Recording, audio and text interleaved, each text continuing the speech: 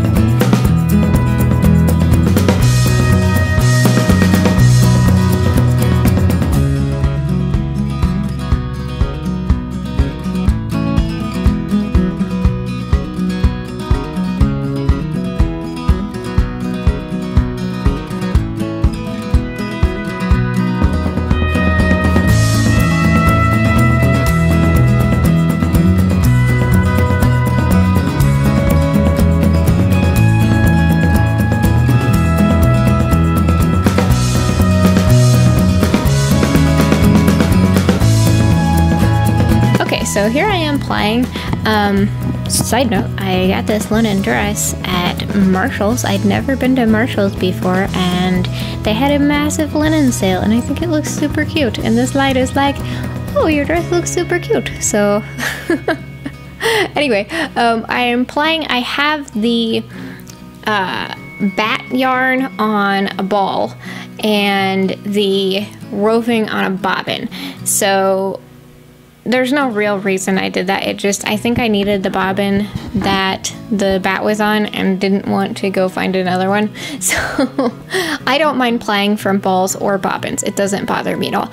A trick I did find with this particular wheel, the Queen Bee Spinolution, is you don't necessarily want to ply off of the first Lazy Kate rung, because it can get stuck in your flyer if you're not paying really close attention, and I almost never pay really close attention when I am plying. So I always spin from the bottom too, and then I haven't had any problems. Occasionally, if I'm not pulling in the right way and kind of pull up and over, I'll hit the flyer still, but that's purely negligence on my part. So as I was spinning this, I went through the blue first, and I had blue was 3 batts, the purple was 2, and the red pink was 1, because I only had 1 bat's worth of the red pink, and I wanted to kind of do a descending width gradient. There's some of those nips again. Most of them fell out, but a good portion got caught in the plying, so I think it was a pretty good success. There's more adjusting, anyhow, I usually cut those adjustings out, by the way. I pretty much always do that. I just think it looks weird when I'm like lifting my legs. Well, actually, I'm kind of lifting my bum cheeks, and that really makes it sound like it looks weird. But if you're not familiar with not sitting on your sacrum, or you've spent your whole life sitting on your sacrum and you're trying to retrain your muscle memory, you do that a lot. But anyway, so I got through the blue batts and exited out of the greenish part of the roving yarn, and so I was like, okay, well, we'll just leave it. And then I spun the purple, and I got to the end of the purple single that I had spun, and I was still in the purpley part of the roving yarn, and there was a bunch left on the bobbin. So I stopped, spun up the last bat of purple single, and then spliced it in, which I think is a super cool trick if you're not sure about yardage, because I'm usually spinning from a center pole ball, so yardage is not something that I have worried about super obsessively before. So there you go. I did still end up with a little bit of single left, probably like 50 yards or something, because I only had that 1 bat's worth of purple, or not purple, pinkish. So ideally I would have had 3, 3, 2, and that would have matched my colors on the roving perfectly. But again, I'm not tripping about it, and I think the single is really pretty. Even before it was set, it's not too curly because I kind of had to respin it. Because of the respinning of the roving yarn, I also got a really nice balance ply. So that's super cool, because I tend to want to overspin my plies and then they relax in the setting process. But this is pretty relaxed. Like, there's no curl in the plied yarn at all. You can see it there. That's not been set. That's how it came off the wheel. So I really love the texture and the weight of it. I just think it worked out really, really well. So I'm very pleased. Okay, so that was my spin. What did you think of it? I think it went really well. I'm excited to knit something with this. I don't know what I'll knit. I never know. I need ideas for like small yardage projects. So if you have small yardage projects that aren't like dopey, obviously nobody thinks what they're knitting is dopey, but I'm thinking like, I don't know, ruffled dicky collar is not what I want.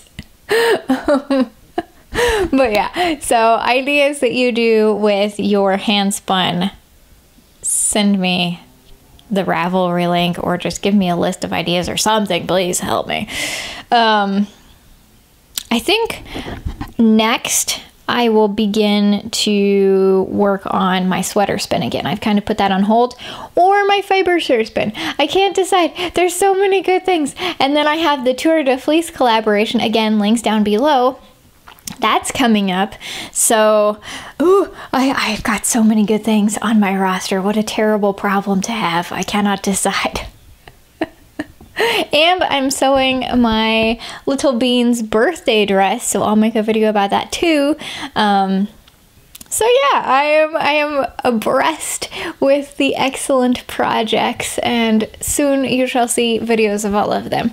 But all of that to say, if you liked this video, hit the like button, and if you missed any of the first two parts, I did the Batt deconstruction and also the how to fix a yarn that you spun the wrong way video. Which, by the way, it looks fine. I respun all of this and it's fine. It's fine. Those are all linked down below too. So, and also Dye Candy, who sent me this fiber for free out of the blue, out of the goodness of her soul. Also links down below. The link section is going to be popping this time. You're going to want to check it out. So, if you like this video, hit the like button. If you want to catch up with more of these shenanigans, hit the subscribe button so you don't miss out on anything. Comments, your thoughts, feelings, pattern ideas, and yes, this video is brought to you by our Patreon people who are getting some dun-dun-dun-dun. Let's see if I can get it out in a cool way. Local Angora wool. This is the partially empty bag, so that's pretty exciting. There's plenty of spots right now. It's the summer crafting lull, so if you've been wanting to get a swag spot, it's $30 a month. That includes free international shipping. Links down below. Also, you guys are awesome buying my book, purchasing Spinolution wheels through my store.